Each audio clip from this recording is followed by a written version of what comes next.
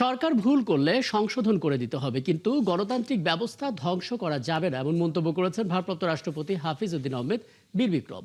রাতে কুর্মিটোলা গলফ ক্লাবে দ্বিতীয় বাংলাদেশ লিবারেশন ওয়ার কোর্সের 54তম কমিশনিং এবং ফেলোশিপ ডে উপলক্ষে আয়োজিত অনুষ্ঠানে কথা বলেন তিনি।